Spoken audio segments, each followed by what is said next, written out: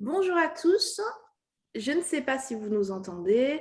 Je vois le nombre de participants qui est en train de monter, donc j'imagine que je suis déjà sur le webinaire et plus sur la séance d'entraînement. Enchantée, Olivier. Bonjour, Merci à Florian, toi enchanté de te faire. d'avoir répondu présent à ce webinaire où on est déjà un certain nombre de spectateurs, enfin plutôt ils sont, je vois que ça monte, une quarantaine déjà, 50, je pense que les gens sont en train de se connecter au fur et à mesure. Donc on va les attendre un petit peu, ça va être le moment justement où on va se présenter un petit peu et où on va pouvoir, bonjour Pierre-Alexis, on va pouvoir expliquer comment va fonctionner ce webinaire et puis aussi la plateforme Zoom, notamment pour pouvoir échanger avec vous beaucoup plus facilement. Alors, je vois qu'on a une soixantaine de connexions, ça a l'air de s'arrêter, donc je pense qu'on va pouvoir démarrer. Alors, Olivier, merci d'avoir répondu tout d'abord à cette petite invitation.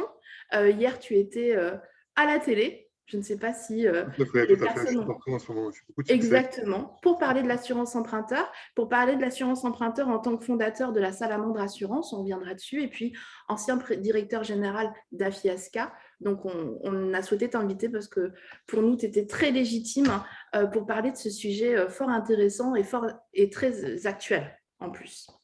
Merci, Alors, Florian. avec plaisir dans tous les cas. Concrètement, je vois qu'on a déjà 70 personnes. Concrètement, je ne sais pas si vous connaissez tous la plateforme. Je vais partager mon écran. Vous allez pouvoir voir le support. Le support qu'on va vous envoyer ensuite par mailing avec votre attestation de formation. Votre attestation de formation, bien évidemment, pour pouvoir l'obtenir, il va falloir rester avec nous 1 heure. Je suis désolée. J'espère dans tous les cas que vous allez pouvoir y trouver toutes les informations qui seront importantes et qui vous permettront de pouvoir vous former, vous informer et puis mieux comprendre l'assurance emprunteur puisque c'est la thématique du jour. Moi, je vais être un peu Miss Météo. Je vais beaucoup laisser parler Olivier puisque c'est, je pense, Olivier que vous êtes venu entendre. Et vous allez pouvoir poser des questions. Concrètement, on fait comment pour poser des questions? Alors, tout en haut ou tout en bas de votre écran, vous devez avoir une bande noire. Excusez-moi, j'étais pas. Voilà. Vous devez avoir une bande noire où il y a marqué discuter ou QR. Cette bande noire, moi, je vais pouvoir aller voir les questions et pouvoir les poser en fait au fur et à mesure ou pas selon les thématiques que l'on va aborder à Olivier pendant tout le webinaire. Et donc, n'hésitez pas à discuter avec nous. Je vois déjà qu'on nous dit bonjour et ça, c'est très sympa. Voilà, si vous avez des questions, n'hésitez pas vraiment à poser ces questions via soit le QR, soit le petit onglet discuter. Ça nous permet, nous, de rendre le webinaire beaucoup plus interactif parce que je vous rappelle qu'on ne vous entend pas et qu'on ne vous voit pas. Donc, c'est toujours un exercice assez particulier, cette notion de webinaire. Donc voilà, quoi rajouter de plus? Je vais laisser parler Olivier. Dans tous les cas, c'est ce que je vous disais. Peritus Formation vous enverra à partir de demain le support, le replay pour ceux qui n'ont pas pu assister au webinaire. Et pour ceux qui vont nous faire le plaisir de rester 1 heure avec nous, vous allez donc recevoir une attestation de formation DDA. Par contre, comme je vous le disais, on donnera cette attestation uniquement pour des personnes qui sont connectées pendant tout le webinaire, bien évidemment. Si vous avez des questions, n'hésitez pas, je viens de vous expliquer. En attendant, je vais laisser Olivier vous présenter ce qu'on va voir lors de cette petite heure passée ensemble.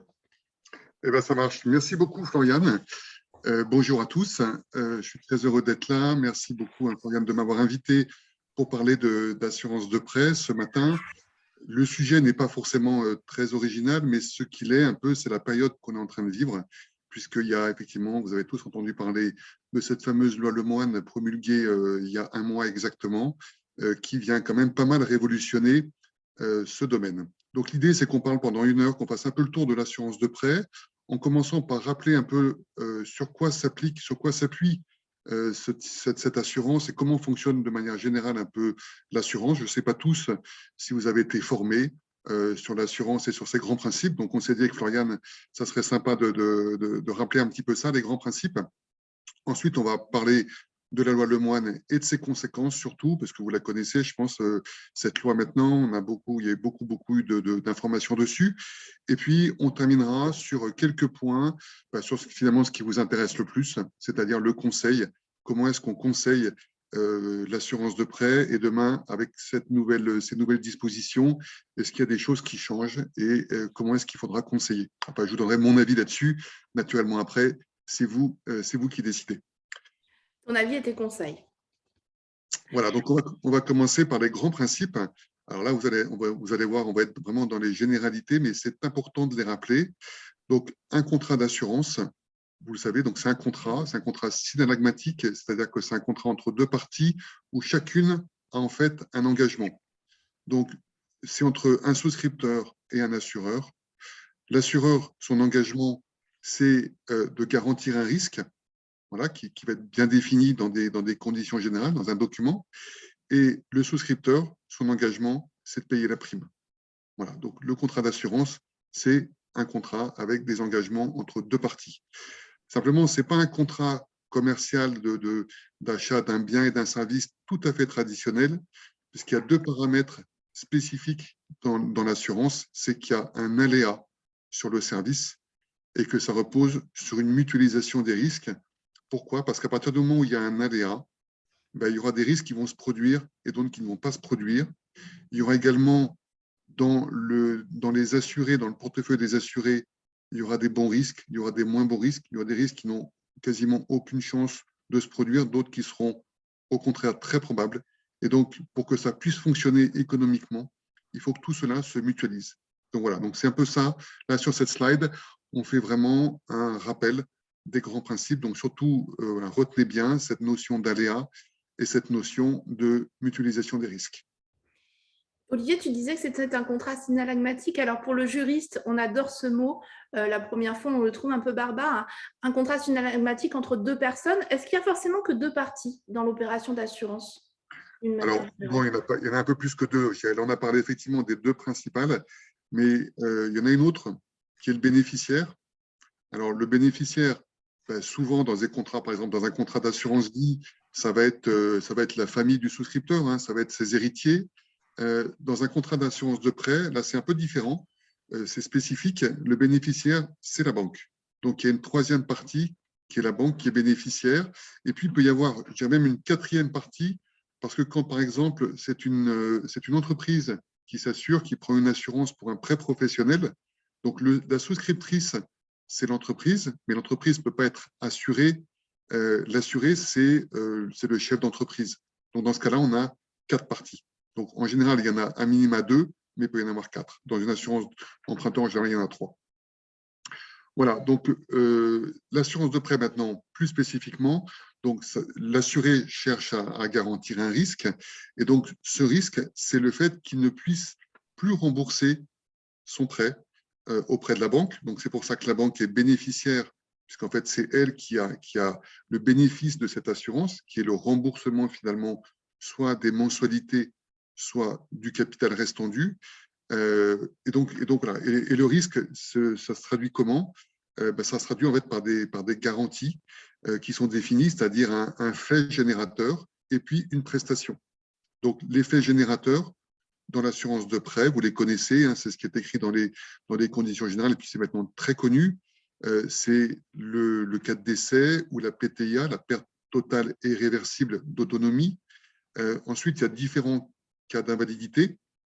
Il y a l'arrêt de travail, qui s'appelle, on va dire d'une manière plus juridique, souvent incapacité temporaire de travail, totale en général, mais qui peut être aussi partielle quand il y a du mi-temps thérapeutique, et puis la perte d'emploi. Donc ça, c'est les garanties, on va dire, assurables. C'est les risques qui sont couverts. Et puis les prestations, hein, voilà, vous les connaissez, c'est soit le remboursement du capital, soit le paiement des mensualités. Alors il y a aussi, quand on y réfléchit, là, quand on prend un peu de recul sur cette opération d'assurance, on peut se dire, mais il y a d'autres risques. En fait, si l'objectif, c'est de garantir l'assuré en cas de non-remboursement du crédit, il y a peut-être d'autres situations qui existent, hein, qu'on connaît, où l'assuré peut se retrouver à un moment donné en difficulté pour rembourser son crédit. Il ne l'était pas au moment où il a pris le crédit, et puis il va se retrouver en difficulté. Par exemple, à la suite d'une séparation, d'un divorce. On le sait, en cas de divorce, en fait, il y a une séparation des conjoints et souvent, ça se traduit par une diminution des ressources, diminution des revenus. Merci Floriane pour cette slide qui montre d'ailleurs qu'il y a une vraie inégalité entre les hommes et les femmes sur ce sujet-là. Ce n'est pas ça l'objet de cette présentation, mais voilà. Non, on pourrait en parler beaucoup plus d'une heure, je pense. Voilà, on peut quand même le mentionner. Non, surtout, ce qui est important, c'est de noter que c'est un cas qui est important, c'est un risque qui existe et qui génère souvent une problématique par rapport au remboursement du crédit. Alors la question, c'est, dans ce cas-là, pourquoi est-ce que ce n'est pas assurable? Eh bien, c'est cette notion d'aléa. C'est-à-dire qu'il y a un aléa dans une séparation, quand on se marie ou quand on se met en couple, ce n'est pas en général parce qu'on sait qu'on va se séparer, c'est plutôt l'inverse. Mais voilà, et en fait, à un moment donné, il se peut qu'il se passe des choses qui font qu'on va se séparer, mais ce n'est pas un aléa total, puisque les assurés ont la possibilité éventuellement d'influer sur cet aléa. C'est-à-dire qu'ils peuvent très bien décider on ne s'entend plus très très bien, ah bah tiens, on a une assurance qui nous couvre en cas de divorce, eh bien on va accélérer la séparation juridiquement parce que comme ça, on va pouvoir profiter de l'assurance.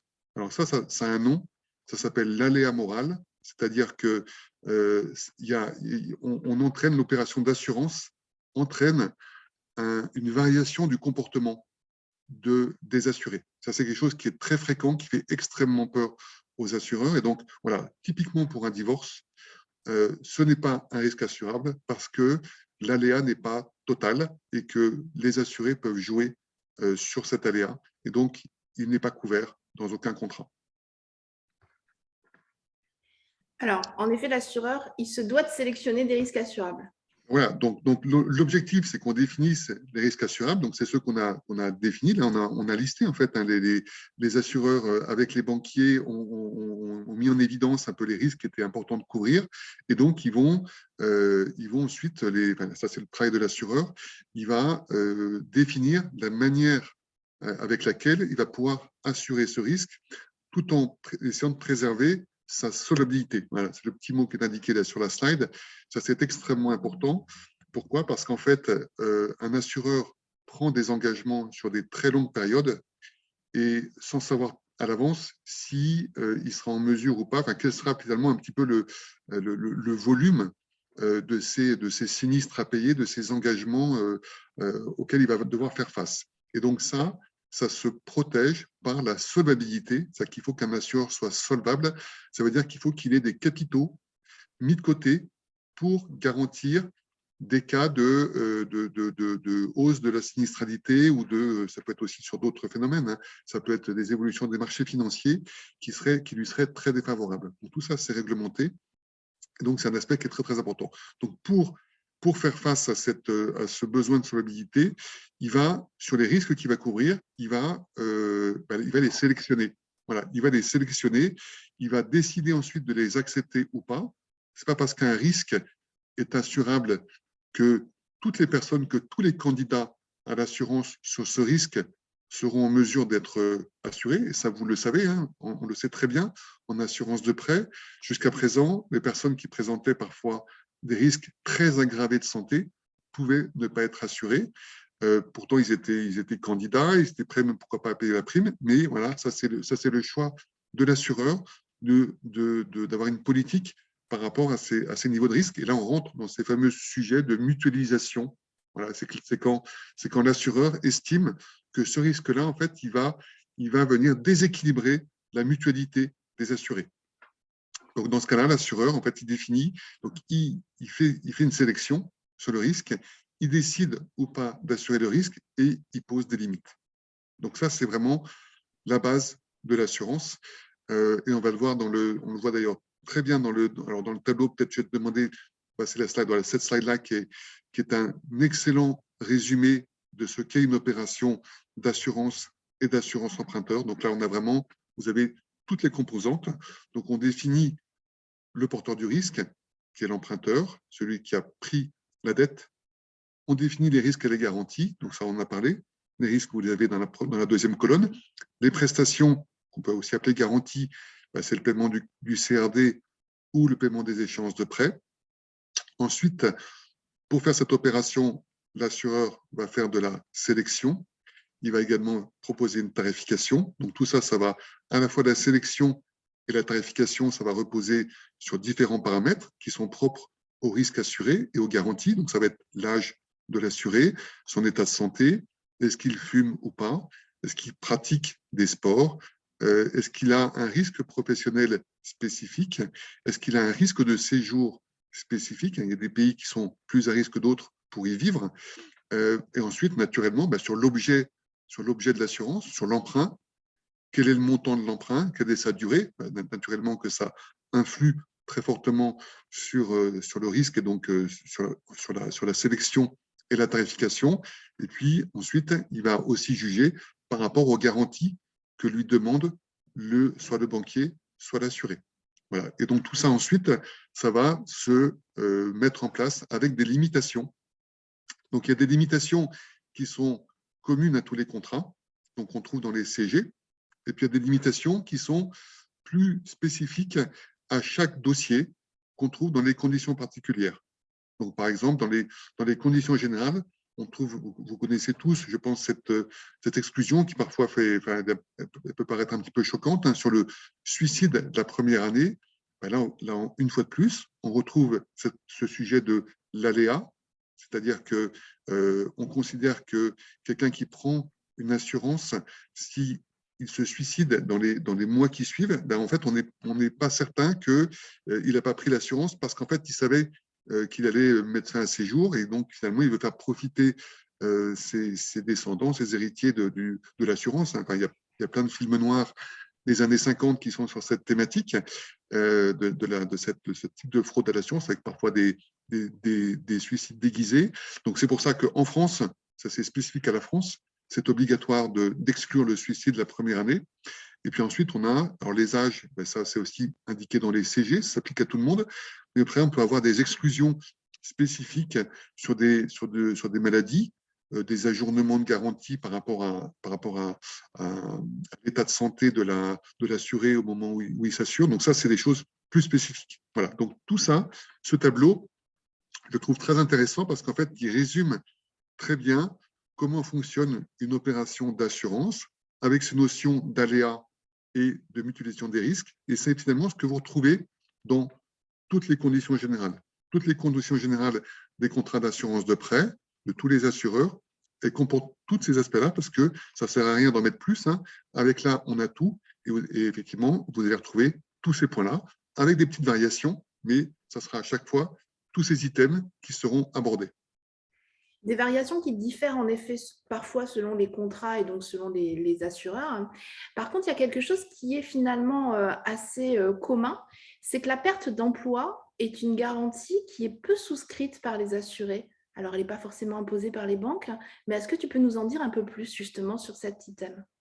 Alors effectivement, c'est un point qui est intéressant parce que quand on regarde les risques et les garanties, en fait, le risque principal, hein, pour un emprunteur de ne pas rembourser son emprunt, c'est de perdre son emploi, puisque finalement, tout repose sur ses revenus. Ces revenus, en général, ils proviennent d'un emploi. Alors, pas dans le cas, par exemple, d'un investissement locatif, dans ce cas-là, ce sont les loyers, mais en général, sur la majorité des crédits, c'est lié, le remboursement se fera sur la base des revenus qui viennent d'un emploi.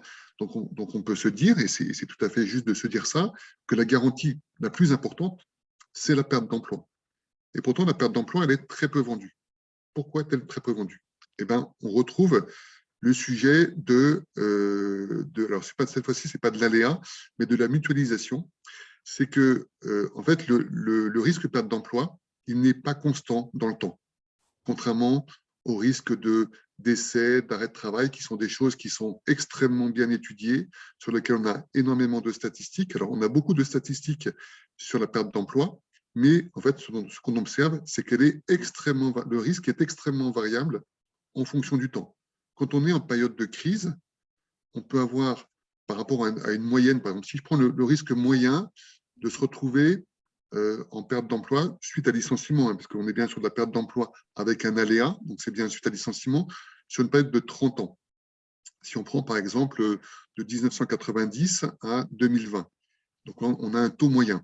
En fait, si on regarde maintenant année par année, on va se rendre compte qu'il y a eu des périodes où le taux d'incidence, c'est-à-dire le nombre de personnes qui s'est retrouvé en perte d'emploi, a été multiplié par 10 par rapport au taux moyen. C'était des périodes de crise. C'est des périodes où les boîtes, les entreprises ont eu des grosses difficultés et ont licencié, où c'était des périodes de restructuration. Par exemple, quand il y a eu des retournements économiques là, dans les années 80, là, il y a eu beaucoup de licenciements de très grosses entreprises. Donc là, le risque perte d'emploi par rapport à la moyenne, il est multiplié par 5. Inversement, il y a des périodes où c'est plutôt moindre. Là, on va dire, ces derniers mois, on a tous vu hein, le taux de chômage qui a baissé. Et donc, il y a eu sans doute, statistiquement, un peu moins de perte d'emploi. Et la difficulté pour l'assureur, c'est de proposer un coût et une garantie qui durent pendant 15 ans, 20 ans, 25 ans, 30 ans. Voilà. Et donc, comment est-ce que fait un assureur pour proposer une garantie et un prix sur de la perte d'emploi avec un risque qui peut être aussi fluctuant? En fait, il se protège. Et donc, comment est-ce qu'il se protège? Il limite les garanties extrêmement fortement et il propose un tarif relativement cher. Là, j'ai vu qu'il y avait une remarque. Oui, c'est ce que dit Didier. Très, très cher. C'est exactement ça, en fait. Aujourd'hui, malheureusement, je dirais malheureusement pour les consommateurs, pour les emprunteurs, malheureusement pour le marché, la garantie perte d'emploi est une garantie qui couvre peu et coûte très cher. Et ça parce que c'est la seule façon pour les assureurs finalement de la proposer. Sinon, ils ne la proposeraient pas.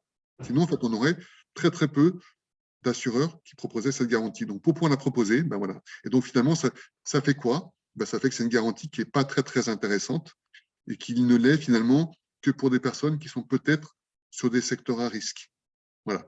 Donc c'est pour ça que finalement, cette garantie, elle est peu proposée, alors qu'elle devrait être au final la plus distribuée, parce qu'en fait, c'est un risque qui est à la limite de l'assurabilité. Voilà, il est à la limite. Difficilement prévisible, en effet, et quantifiable pour un assureur dans sa sélection des risques. Alors, j'ai deux petites questions. Juste avant de répondre et de continuer sur la perte d'emploi, Serge nous demande s'il existe une limitation du suicide la première année. Alors, je précise, c'est une exclusion légale qui existe dans tous les contrats d'assurance. Et comme toutes les exclusions légales, elles sont donc codifiées dans le Code des assurances et elles sont encadrées. Et en effet, concernant la résidence principale, elle est encadrée jusqu'à un certain montant, puisque je n'ai pas le chiffre là tout de suite, mais Serge nous dit 120 000 € de mémoire. Il me semble que c'est ça, en effet, pour la résidence principale. Tout à fait. Exactement. Et donc, ce qui signifie qu'en fait, cette exclusion ne s'appliquera pas si on est en dessous de 120 000 € d'emprunt. Et ensuite, Pierrick nous demande par rapport à la perte d'emploi, comment proposer une telle garantie dans un tel contexte, c'est-à-dire un tarif dissuasif, des garanties qui sont finalement tellement encadrées qu'on se demande quand elles vont pouvoir jouer. Qu'est-ce que tu en penses, même si on parlera peut-être plus du conseil dans la troisième et dernière partie? Moi, je pense que la bonne manière, c'est de dire que cette garantie existe. Par contre, effectivement, je pense qu'il ne faut pas cacher qu'elle coûte cher, c'est qu'éventuellement l'emprunteur ne se rend pas forcément très, très compte des prix là, au moment où il fait son opération. Je pense qu'il faut lui dire que c'est une garantie qui coûte cher, qui couvre peu. Après, c'est à lui de choisir si ça l'intéresse ou pas. Je pense que dans énormément de cas, en fait, il ne sera pas intéressé. Enfin, on connaît tous le sujet de l'assurance de prêt. C'est une garantie, c'est une assurance qui est quasi obligatoire. Et donc, au final, les gens la prennent plus par obligation que par vraiment envie, hein, même si c'est une excellente prévoyance. Mais donc, s'ils peuvent limiter un peu le coût de cette garantie, ils le feront. Et donc, c'est la raison pour laquelle souvent, je pense qu'ils ne prendront pas cette garantie. Moi, je ne suis pas certain que ce soit une garantie très intéressante. Et puis, ce qui est compliqué aussi, c'est que le coût de l'assurance de prêt entrant dans le TAEG, voilà, de manière constante, forcément, par rapport au taux d'usure, ça peut poser des problèmes quant à la faisabilité de l'emprunt. Donc, le seul bon moyen, ça serait qu'elle soit quasi obligatoire, c'est-à-dire qu'elle soit quasi proposée à tous les emprunteurs. Dans ce cas-là, on n'aurait pas de risque d'anti-sélection, c'est-à-dire qu'on n'aurait pas le risque que finalement ne la prennent que les personnes qui sont vraiment plus en risque. Voilà. Mais on va dire c'est toujours très compliqué d'imposer des garanties. Hein. Donc, en général, les gouvernements, l'autorité publique en France, quel que soit d'ailleurs le gouvernement, hein, n'aime pas ça parce que on est dans un modèle d'économie administrée, ce qui n'est pas le modèle je dirais, normal de l'assurance. Hein. On laisse de la liberté aux acteurs. Donc, c'est pour ça qu'aujourd'hui, elle n'est pas imposée. Donc, c'est pour ça qu'elle ne marche pas très bien. Alors qu'en Exactement. fait, c'est vraiment, vraiment une bonne garantie, quoi. Alors, Imen nous demande, que conseillez-vous à un indépendant gérant d'entreprise en cas de perte de son entreprise et donc de perte de son activité? Alors là, on est plus forcément, là, on dépasse peut-être le cadre de l'assurance de prêt, puisque là, c'est, alors si effectivement un crédit, je rappelle, l'assurance de prêt, l'objectif, c'est d'être capable de rembourser le crédit à la banque. Là, on est, à mon avis, plus sur de la prévoyance du chef d'entreprise de manière large. Il existe, je crois, des garanties voilà, qui couvrent de manière large la perte d'emploi, qui sont également, je pense, très onéreuses. Donc, pour moi, là, on n'est plus vraiment dans l'assurance de prêt. Voilà, je pense qu'il faut, tout ça, ça doit faire l'objet d'une analyse spécifique, plus sur la situation globale du chef d'entreprise, de l'indépendant, plutôt que sur spécifiquement son assurance de prêt. Et puis, je me permets de rajouter que l'assurance emprunteur est une garantie aussi, entre guillemets, prévoyance. Quand on parle de prévoyance, on peut parler de plein de choses. Il y a plein de garanties qu'on oublie souvent de proposer. Je pense à l'homme clé, je pense à des garanties croisées. Donc, en effet, pour pouvoir répondre à cette question, il faut avoir une bonne étude du risque, c'est-à-dire de la situation de ce fameux gérant, pour pouvoir lui proposer les solutions qui sont adaptées à sa situation. Ouais, je pense que peut-être aussi une des solutions, ça serait peut-être de conseiller un contrat d'épargne, en fait, de mettre de l'argent de côté, parce que là aussi, on rappelle, l'assurance de prêt, c'est une assurance, comme on dit, à fond perdu, c'est-à-dire que les primes que vous payez, vous ne pourrez pas les récupérer si vous n'avez pas de sinistre. Donc voilà, donc ça coûte ce que ça coûte, on sait exactement ce que ça coûte, on ne sait pas ce que ça va rapporter. Sur des risques comme ça qui sont assez aléatoires, peut-être que le mieux, c'est plutôt d'être dans des logiques d'épargne de précaution, voilà, d'être capable d'avoir mis un peu d'argent de côté en cas de coup dur. L'avantage de cette solution, c'est que même s'il n'y a pas de coup dur, ben, en fait, cette épargne, elle nous sera quand même acquise, quoi. Donc voilà, moi, c'est peut-être un peu plutôt dans cette logique-là que j'irais vis-à-vis d'indépendants. Bon. Est-ce que tu as quelque chose à rajouter sur ce petit tableau avant de parler? Oups, j'ai fait un gros zoom, excusez-moi. Avant de parler de la loi Lemoine. Je pense qu'on a fait le tour là, du sujet. Il y a des grands principes de l'assurance et de leurs applications en Je assurance de prêt. pense aussi, et puis on a eu quelques participations qui sont venues éclairer tout ceci. Donc, parlons de la loi Lemoine. La loi Lemoine, on en entend parler depuis très longtemps. Alors, la Lehman, effectivement, c'est l'aboutissement de 12 ans d'évolution de la réglementation. Je dirais même plus que 12 ans parce que sur tous les sujets ARAS, la réglementation elle a plus de 30 ans. Donc, c'est vraiment des évolutions extrêmement progressives. Mais sur le point de la résiliation à tout moment, ben voilà, là, c'est vraiment l'aboutissement de Lagarde, puis ensuite Hamon, Bourquin, donc tout ça, vous connaissez. Donc, dans le Lemoine, hein, si on rappelle, il y a 3 points principaux. Le plus important, à mes yeux, c'est quand même la résiliation à tout moment, puisque c'était cette disposition qui était attendue des acteurs, des assureurs traditionnels, du monde du courtage, qui avait failli passer il y a quelques années, qui avait été retoqué, et puis finalement, là, qui est passé un peu par surprise, hein, grâce à cette députée, Patricia Lemoine. Deuxième point qui a été rajouté par les sénateurs et qui était un peu un élément de surprise pour l'ensemble du marché, c'est la suppression du questionnaire médical. On en parlera juste après. Je vous indiquerai un petit peu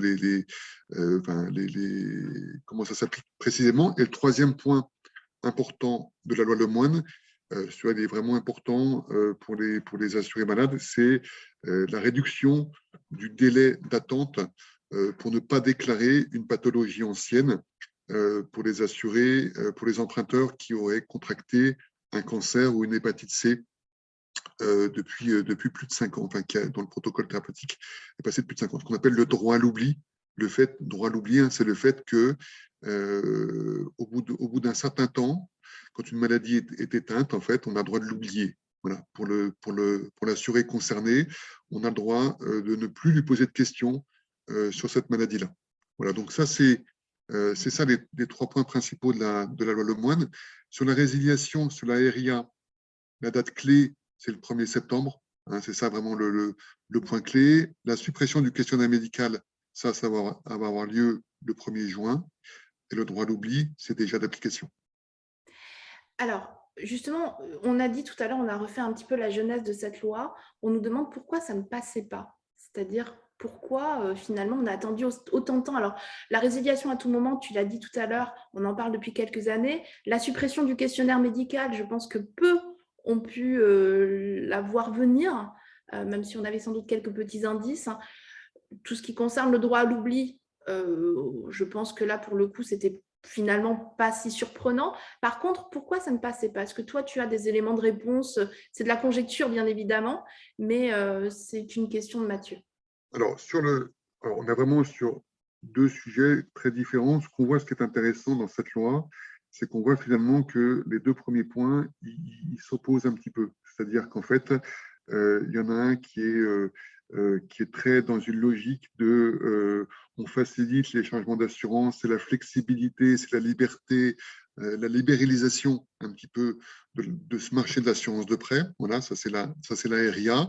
Et puis, suppression du questionnaire médical. Alors là, on enfonce un coin dans un des principes clés de l'assurance qui est le droit à l'assureur pour préserver sa solvabilité de sélectionner les risques. Voilà, ben non, là on dit ben non, non, monsieur l'assureur, vous n'avez plus ce droit-là. Et ça, clairement, ça jette un froid sur le marché. Et donc, quelque part, ça fait un peu l'effet inverse. C'est-à-dire qu'on ne sait plus trop si on va pouvoir encore faire de l'assurance de prêt en délégation, voire même de faire de l'assurance de prêt aux conditions actuelles. Est-ce que les tarifs vont pas augmenter? Donc, on voit bien qu'on a deux effets là extrêmement contraires. Ça a été sans doute, j'aurais tendance à dire, l'équilibre politique de cette loi, d'avoir finalement ces deux composants qui sont sortis au même moment. Alors, ça a mis du temps à sortir parce que tout simplement, la RIA, c'est pour les banquiers, c'est un petit peu ce qui leur fait peur depuis très très longtemps, hein, puisque tout le monde le sait, l'assurance de prêt, c'est une source de rentabilité, de revenus extrêmement importante pour tout le marché. Et donc, de savoir qu'éventuellement ce marché, il pourrait se déplacer des banques vers des assureurs alternatifs et vers le monde du courtage, ce n'est pas forcément une bonne nouvelle pour eux. Donc voilà, donc ça c'est ce qui a fait qu'il y a pu y avoir beaucoup de lobbying de la part des banques pour empêcher, éviter cette RIA qui finalement est arrivée. Du côté de la suppression du QM, ça c'est, je pense, une demande des associations de malades qui est historique, hein, parce que ça, on ne le voit pas, mais on a tous des cas en tête de gens de connaissances. Moi, j'en ai eu par mes fonctions chez Afiesca, d'assurés qui finalement n'ont pas pu s'assurer, n'ont pas pu faire leur opération de crédit immobilier, n'ont pas pu faire leur opération immobilière, qui peut être un peu l'opération d'une vie, une opération immobilière. C'est des cas dramatiques, vraiment au niveau sociétal, c'est dramatique. Simplement, oui, c'était compliqué d'y remédier. Alors, AERAS, tout ça, y remédiait. Mais finalement, là, avec cette suppression du QM, les députés et les sénateurs ont décidé d'enfoncer un coin dans un des principes phares pour remédier à ça. Donc, c'est vraiment la mesure extrêmement forte, je dirais presque brutale, de la part de l'autorité publique pour remédier à ce problème d'exclusion d'une petite partie, certes, de la population du droit au logement, quelque part, du droit à son propre logement, à la propriété, mais c'était très choquant parce qu'effectivement, ces gens-là, ce sont des anciens malades, donc ils n'ont déjà pas été aidés par la vie. Donc en gros, on leur applique la double ou la triple peine. Voilà. Et c'est à ce fait-là sociétal que le Parlement a souhaité remédier. Donc, dans la loi Lemoine. Avant toute chose, on va parler de la RIA. Enfin, tu en as déjà parlé un petit peu, mais c'est vrai qu'on a pas mal de questions ensuite sur le questionnaire médical, puisque je pense que c'est un petit peu la surprise, tu l'as dit aussi. La résiliation infra-annuelle, elle va s'appliquer comment? En fait, c'est très simple, hein. C'est vrai que ça, c'est vraiment une disposition qui va beaucoup faciliter les choses pour les acteurs, pour les courtiers, pour tout le conseil, on va dire, en assurance de prêt. À partir du 1er septembre, sur tous les contrats en cours, l'assuré, l'emprunteur, aura la possibilité de changer son assurance quand il le souhaite Il y a juste, on va dire, des petits délais voilà, d'information. Il y a surtout des délais de réponse de la part du banquier sur sa demande. Mais très franchement, je ne vois pas beaucoup de choses négatives sur ce point-là dans cette loi. Je pense qu'à partir du 1er septembre, les choses vont être beaucoup plus simples. Et vous tous là qui nous écoutez, vous avez tous je pense que vous distribuez tous de l'assurance de prêt. Donc, vous avez tous fait des dossiers Lagarde ou Hamon et Bourquin. Et vous avez bien vu qu'effectivement, l'amendement Bourquin, le fait de devoir attendre la date anniversaire, c'était vraiment une catastrophe hein, en termes de lisibilité pour les emprunteurs qui ne comprenaient pas très bien comment ça se passait. Donc là, ça va beaucoup faciliter. Donc, sur l'aérien, je dirais pas grand-chose à dire. Beaucoup plus de souplesse, beaucoup plus de facilité pour changer. Je vois effectivement une remarque qui s'affiche, à condition que les banques jouent le jeu. Bon, là, effectivement, ça sera peut-être plus compliqué, mais il y a des sanctions aussi qui ont été mises dans la loi, sanctions financières. Donc, voilà. Je pense qu'il y a aussi un risque d'image, à mon avis, vu que maintenant, qui peut exister aussi pour les banques, et je ne pense pas que ce soit... On peut imaginer qu'elle puisse jouer le jeu. Alors, rappelle-nous la date, par contre, de la RIA, puisque Pierrick nous la redemande, 1er septembre. Voilà, donc 1er septembre. Alors, la date, c'est marqué 1er juin pour les nouveaux prêts, mais très franchement, il y avait déjà la loi Hamon, donc en fait, ça n'a aucun impact. La vraie date qui compte, c'est 1er septembre. Et après, il y a effectivement, voilà, il faut informer le banquier qui ensuite, comme c'est n'importe quand, ben voilà, on le fait un peu quand on veut. Et ensuite, le banquier a je crois, 10 jours hein, pour répondre, réponse écrite. Tout ça, c'est des choses qui existaient déjà. Donc, on va se retrouver en fait comme la loi Hamon, mais sur toute la durée du crédit. Donc ça, c'est quand même un gros avantage. Exactement. Quelles vont être les conséquences enfin, quelles vont être, même si c'est plus de la conjecture pour le coup, les conséquences de la RIA sur le conseil? Alors, ce que je te propose, là, Floriane, c'est que j'intègre comme un tout petit peu dans ma réponse l'abandon du QM, parce qu'en fait, l'un ne va pas sans l'autre.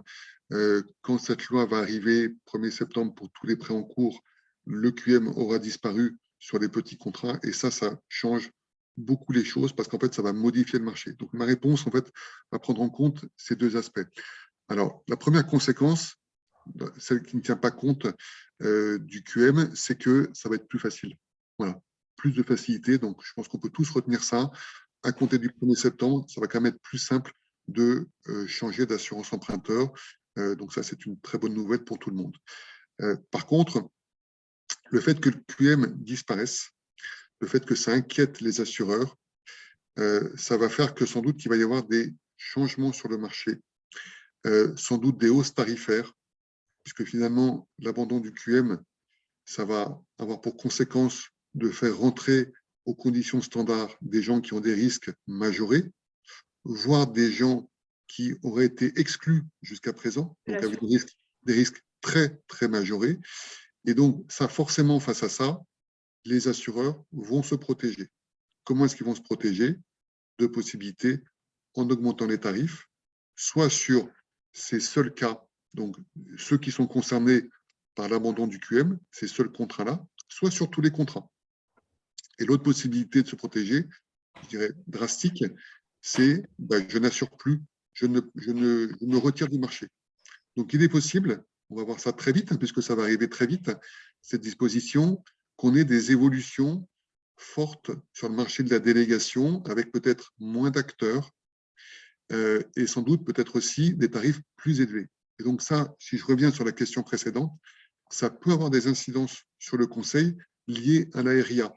Parce que la RIA va faire que ça va être plus facile, mais si demain, l'écart de prix entre un contrat groupe et un contrat délégation est moins élevé, on sait qu'aujourd'hui, c'est ça le paramètre clé qui va faire changer, qui va faire bouger l'emprunteur. L'emprunteur ne bougera pas de contrat si on parle de quelques centaines d'euros et si sur les garanties, il n'y a pas d'énormes différences. Ce qui fait aujourd'hui qu'il bouge, c'est l'économie qui les réalise. Si demain, les tarifs de la délégation augmentent et que l'écart de prix se réduit, ça peut changer substantiellement le conseil, tout simplement avec moins de dossiers qui seront modifiables, qui seront, on va dire, susceptibles, dans l'intérêt du client, d'être changés. Donc ça, c'est un point vraiment très, très, très, très important. Et puis, s'il y a moins d'acteurs, aujourd'hui, il y a au moins 30 compagnies en France qui ont des contrats d'assurance de prêt. Si demain, il y en a qui se retirent, ben, moins d'acteurs, ça veut dire moins de concurrence. Donc, ça veut dire un marché moins ouvert. Alors là, je rassure tout le monde, il suffit qu'il y ait 4 ou 5 acteurs pour que le marché soit un marché toujours ouvert au conseil. Là, 4 ou 5 acteurs, c'est peut-être le marché qui existait il y a 20 ans. Pour ceux qui étaient là et qui s'en rappellent, le marché des délégations, c'était un petit marché. Il y avait quelques acteurs et ces acteurs-là s'en sortaient très bien. Donc finalement, voilà, peut-être qu'on va revenir à des choses avec un peu moins d'acteurs, mais ce n'est pas pour autant qu'il n'y aura plus de conseils, qu'il n'y aura pas des opérations de changement d'assurance à faire. Donc voilà, donc, a priori, plus facile, mais attention, avec l'abandon du QM, le marché peut changer. Et donc, quel sera-t-il dans 3 mois, dans 6 mois? Pour l'instant, on ne le sait pas. Voilà, on le découvrira en fonction des décisions de chacun des acteurs. Puis n'oublions pas que quand même la RIA, de même que le questionnaire médical, enfin la suppression du questionnaire médical, c'est encadré, c'est-à-dire que ça ne concerne pas tous les emprunts, que ce soit par rapport à leur quantum, par rapport à l'âge aussi de l'assuré, il y a quand même un encadrement. Donc voilà, je réponds en même temps à quelques questions du Donc là, si on regarde maintenant le sujet plus spécifique de cette suppression du QM, donc effectivement, hein, ce n'est pas pour tout le monde aujourd'hui, c'est limité au contrat avec un capital sous risque pour la personne assurée inférieur à 200 000 euros, c'est-à-dire que le capital assuré, le capital multiplié par la quotité qui est assurée, qui est retenue, ça fait un total qui est inférieur à 200 000 euros, et avec un contrat de crédit qui a une échéance avant le 60e anniversaire de l'assuré. Donc, on voit bien qu'on est plutôt sur les petits crédits de gens jeunes.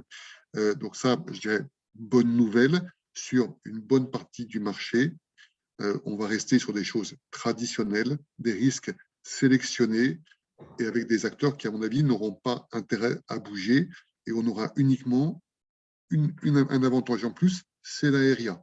Donc voilà, donc tout ce qui va continuer à être sélectionné, j'aurais tendance à dire, on est plutôt dans un monde meilleur puisqu'on aura plus de facilité pour changer des contrats.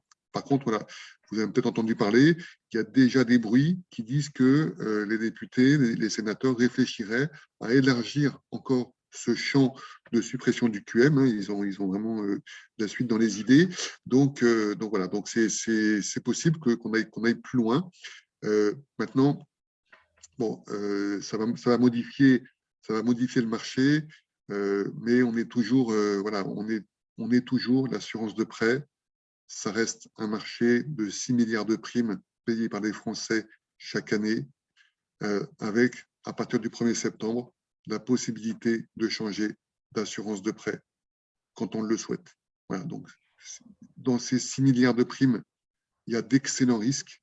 Il va y avoir toujours des acteurs de la délégation qui seront présents. Donc, il y aura toujours moyen de regarder la situation des assurés, de regarder s'il n'y a pas un meilleur contrat, moins cher ou avec de meilleures garanties, ou les deux sur le marché. Donc voilà, moi, je ne suis pas inquiet fondamentalement sur l'évolution du marché. Par contre, bah oui, il y a des différences. Suppression du QM, bonne ou mauvaise nouvelle pour l'ensemble du marché, très bonne pour les anciens malades, excellente pour les gens très malades, qui ont été très malades, qui jusqu'à présent étaient exclus, qui vont pouvoir rentrer. Donc là, on est vraiment dans une logique de mutualisation forcée. Pour eux, c'est très bon. Moins bon pour les bons risques, parce que sans doute que les tarifs vont augmenter pour tout le monde. Donc avant, le beau risque qui payait 6 000 euros son assurance de prêt, peut-être qu'il la paiera 8 000. Donc ça, c'est moins bon, clairement, hein, sur les bons risques.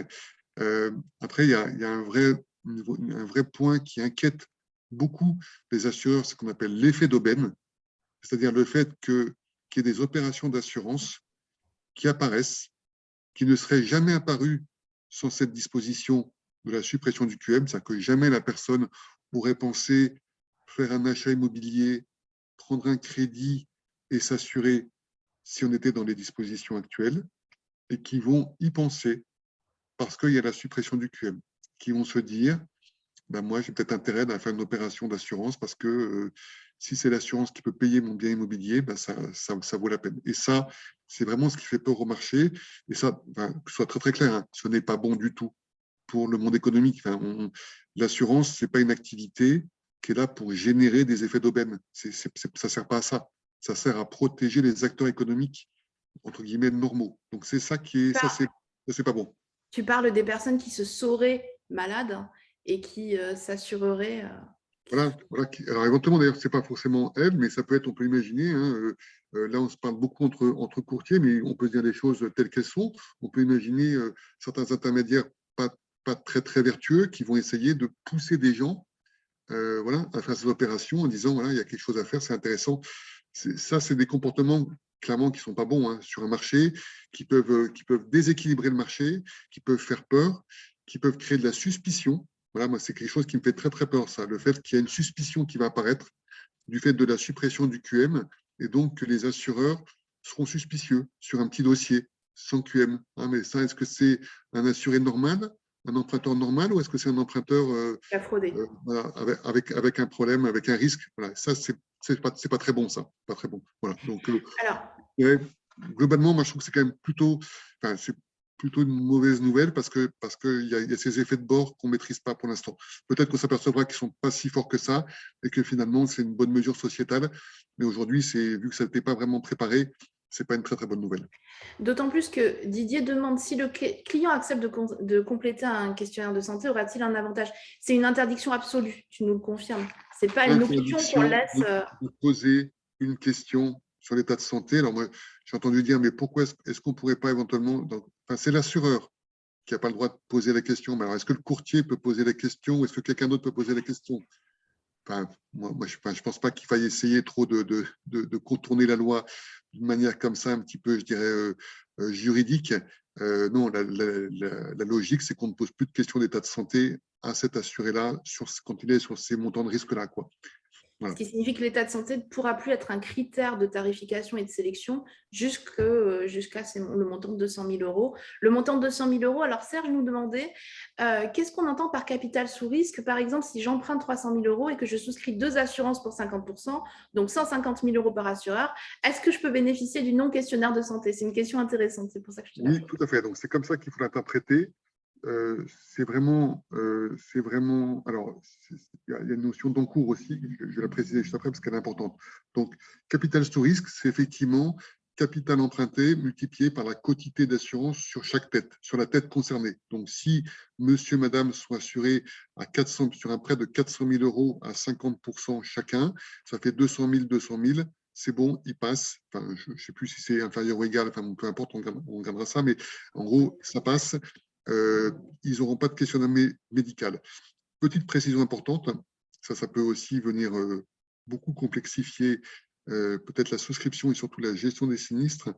La notion qui est dans la loi, c'est une notion d'encours sur les crédits immobiliers. C'est-à-dire qu'il faut faire le cumul des crédits que vous avez sur votre tête. Si la personne a déjà un crédit avec un capital restendu, il faut rajouter ce capital restendu au montant nouvellement emprunté multiplié par la quotité pour voir si on dépasse les 200 000 euros. Donc, il y a cette notion d'encours. Alors, ça va être très, très compliqué à gérer à la souscription. Voilà, parce qu'il va falloir demander, ça va être une déclaration sur l'honneur hein, de la part du client. Éventuellement, le client, peut-être qu'il oubliera. Et dans ce cas-là, qu'est-ce qui va se passer au moment de la gestion des sinistres? Ben, voilà, ça c'est un peu les. Voilà, c'est typiquement ces effets de bord. Aujourd'hui, on a du mal à mesurer. On sent simplement que ça va être un peu compliqué. Alors, comment les assureurs peuvent gérer justement cet encours global? Olivier t'a répondu, c'est-à-dire qu'il va y avoir une déclaration de l'assuré conformément à L113-2 du Code des assurances et ensuite des éventuelles mises en cause pour nullité ou règle proportionnelle de prime en cas de fausse déclaration. Voilà, déclaratif ou fichier commun. Ça peut être un fichier commun. Demain, on peut imaginer qu'un fichier commun soit mis en place par les assureurs ou par les banquiers, avec tous les encours par tête. Maintenant, enfin, je pense que ça serait vraiment très, très compliqué. Les encours, ils bougent chaque mois. Ouais, ça me semble vraiment très, très compliqué. Sur le droit à l'oubli, le point de départ du délai, on nous en parle, enfin, on nous pose la question. Le point de départ, donc c'est la fin du protocole thérapeutique. Donc, j'ai un assuré qui a été malade, qui s'est soigné. Il y a un protocole thérapeutique qui s'est arrêté. Donc là, on parle essentiellement des cancers. On parle également de l'hépatite C.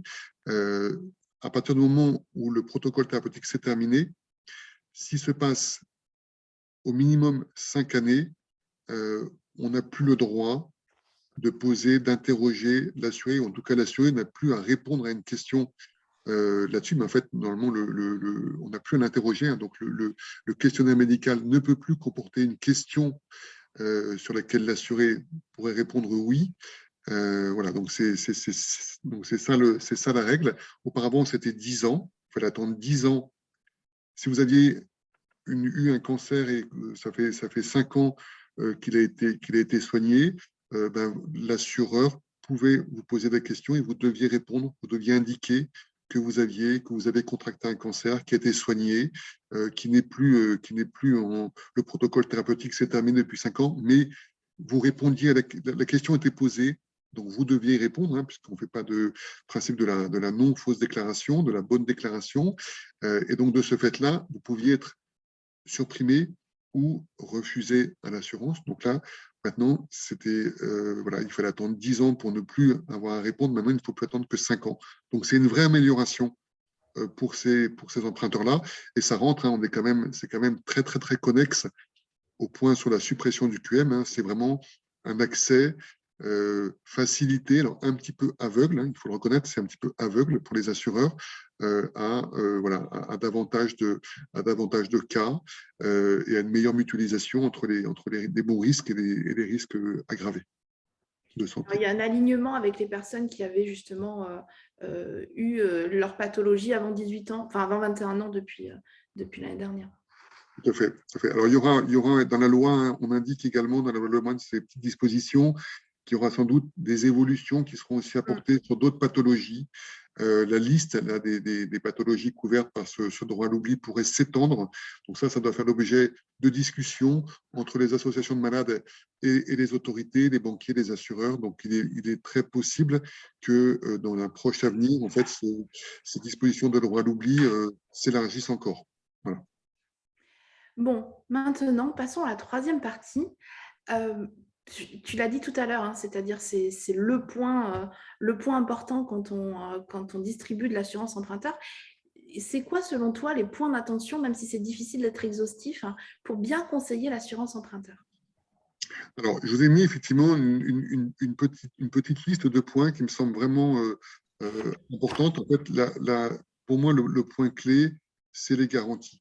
C'est-à-dire que jusqu'à présent, on s'est beaucoup focalisé, le marché s'est beaucoup focalisé sur les histoires de tarifs, en considérant que finalement les contrats étaient tous un peu les mêmes, avec ces notions de critères d'équivalence. Mais quand on regarde bien les contrats, on s'aperçoit que ce ne sont quand même pas exactement les mêmes. On s'aperçoit aussi qu'il y a des très grosses différences tarifaires. Hein. C'est parfois moi qui suis un peu issu de ce marché, qui est longuement travaillé dans des compagnies. Je suis parfois un peu stupéfait hein, par voir les écarts tarifaires qu'on a sur un même risque entre plusieurs assureurs, sur finalement des contrats qui ne sont pas très, très, très différents. Donc, il y a certes des écarts tarifaires importants, mais il y a quand même aussi des variations sur les garanties. Donc là, je vous ai mis, en fait, je vous ai mis 7 points d'attention. Si vous voulez, on va les parcourir. Donc, le premier en haut à gauche, c'est le prix. Ça reste, ça reste un élément clé. Pourquoi? Parce qu'en fait, l'assurance emprunteur, c'est quand même une assurance où, a priori, on pense ne pas avoir besoin de s'en servir. Hein, ce n'est pas comme une mutuelle santé. Il y a quand même 9 cas sur 10 où on n'aura pas besoin de la faire jouer. Donc, dans ce cas-là, ben, si 9 fois sur 10, je ne la ferai pas jouer, autant essayer de la payer la moins chère possible. Donc, c'est pour ça que cette notion de prix est si importante, c'est qu'effectivement, c'est considéré comme une assurance qui va intervenir que dans des cas extrêmes. Et donc, ben, si on peut économiser dessus, faisons le pari que tout va bien se passer et puis économisons. Donc, le prix va rester un critère important et ça le restera demain. Ça le restera demain aussi bien sur les contrats sans QM que sur les contrats avec QM. D'accord ? Il va peut-être y avoir deux marchés, et sur ces deux marchés, il y aura des prix, et on pourra regarder les prix. Mais à côté de ça, il y a d'autres points qui me semblent importants, et que moi, je vous invite à bien considérer si vous conseillez l'assurance de prêt. Donc, moi, il y a un point que je trouve très important, c'est la qualité de la rédaction des contrats, la clarté des CG.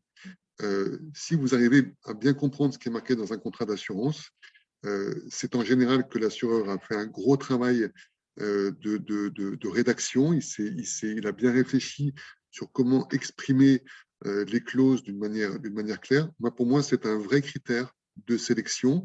Pourquoi ? Parce qu'un contrat bien rédigé, c'est un contrat sur lequel il n'y aura pas de litige d'interprétation au moment de la gestion des sinistres. Voilà, on ne pourra pas dire « oui, mais moi, j'ai interprété comme ça, oui, mais moi, j'ai interprété comme ça ». Non, non, c'est clair, on sait à quoi s'en tenir.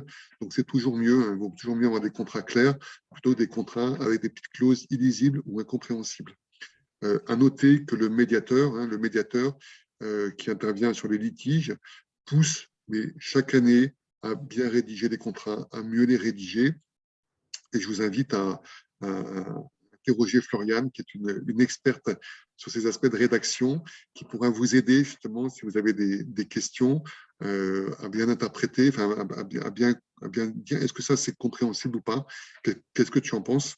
Mais en général, si vous-même vous ne comprenez pas très bien, c'est que ce n'est pas très bien rédigé, quoi. Tout Oui, simplement. parce que les clauses ambiguës bénéficient à l'assuré. Hein.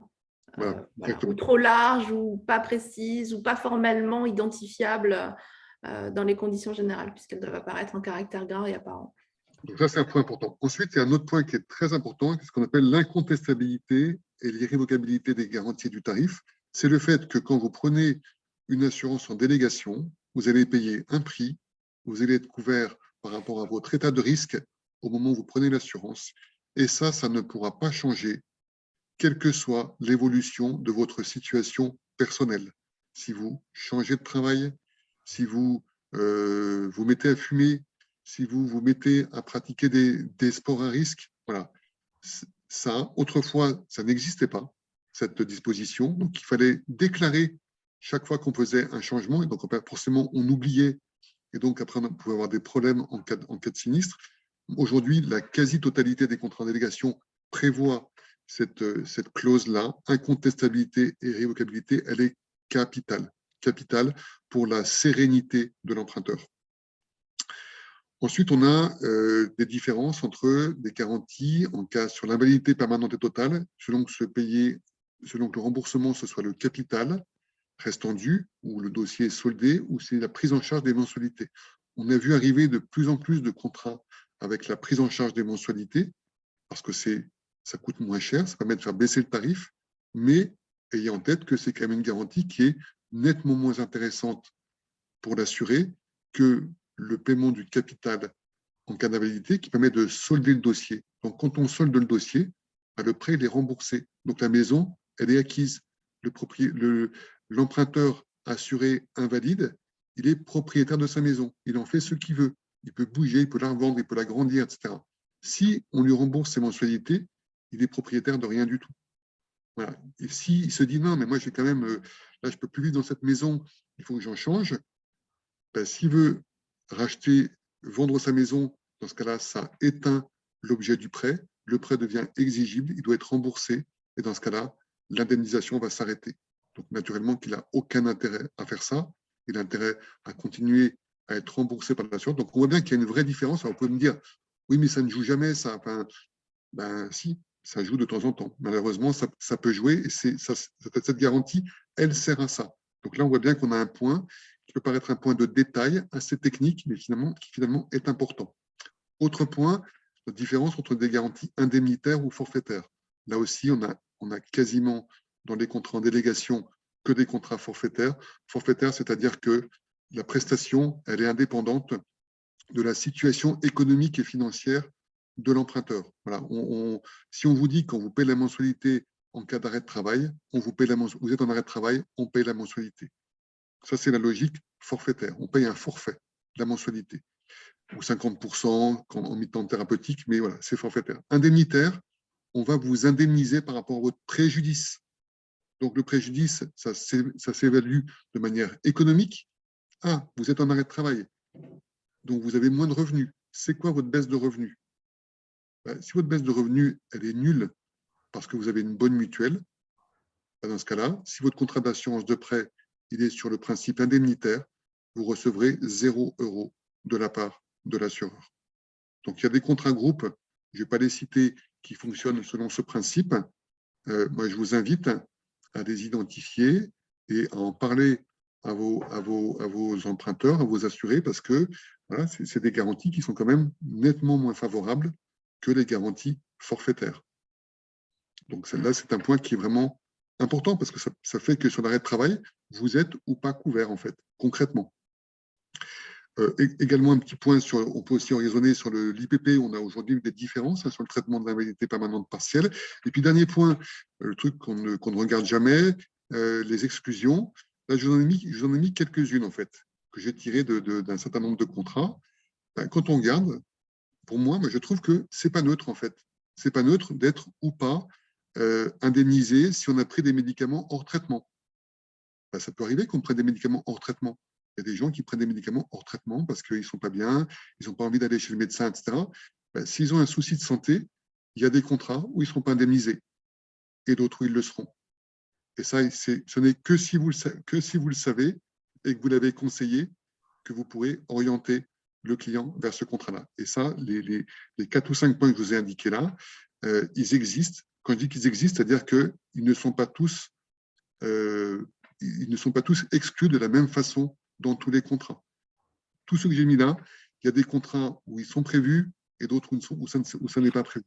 Et là, moi, je trouve que ça a son importance parce que finalement, c'est ce qui va faire que ça va faire un petit plus ou un petit moins sur un contrat. Donc voilà, donc tout ça, moi, je trouve que c'est des points qui sont importants à avoir en tête. Le marché va bouger, le marché de la délégation va bouger avec la loi Lemoine, les tarifs vont bouger, les acteurs vont bouger, mais le conseil sur les garanties, ça reste un point important qui ne bougera pas. Tous les contrats ne sont pas équivalents et ça vaut la peine de les regarder. Tous ces points ont-ils la même importance? Non. Il y en a qui sont plus ou moins importants. L'incontestabilité, l'irrévocabilité, c'est très important. Le caractère indemnitaire forfaitaire, c'est très important. Je reconnais que les exclusions, on est plus sur des choses un peu plus spécifiques, mais ça vaut la peine de les avoir en tête. Et pour cela, rien de mieux que lire la notice d'information, les conditions générales. Et on se rend compte en pratique que finalement, alors je suis d'accord, 60 pages, ça fait peur, mais finalement, peu de personnes lisent les conditions générales de manière attentive. Exactement. Alors qu'il faudrait le faire, ou en tout cas vous faire accompagner. Enfin, c'est quand même des choses qui sont importantes. C'est quand même une grosse prévoyance, cette assurance de prêt. Ça coûte très cher. Je pense que c'est l'opération d'assurance la plus onéreuse qu'on souscrit dans sa vie en une seule fois. Voilà. Une des Je plus pense importantes. qu'il n'y a aucun autre contrat où on paye une prime sur des aspects personnels aussi forts en une seule fois. Donc, c'est quand même pas neutre comme opération. Que penses-tu de l'avenir maintenant? Alors, bon, c'est un peu difficile de savoir. Voilà. Damirma, est-ce que tu peux nous dire quel avenir pour le Conseil de l'assurance de prêt selon toi? Alors, effectivement, on a décidé avec Florian de terminer un peu sur cette question ouverte pour ce webinaire. Je trouve qu'on a d'ailleurs dépassé un petit peu le temps, donc je vais essayer d'aller vite. Donc, quel avenir pour l'assurance de prêt? Alors, moi, je pense que le marché va bouger du fait de la loi Lemoine, de l'abandon du QM. Les tarifs vont bouger, les contrats vont bouger, les acteurs vont bouger. Néanmoins, pour moi, le conseil va rester valide. Le marché du conseil va rester ouvert et valide. C'est, je vous le répète, un marché de 6 milliards, quand même 6 milliards de primes payées par les Français avec la possibilité de changer d'assurance de prêt.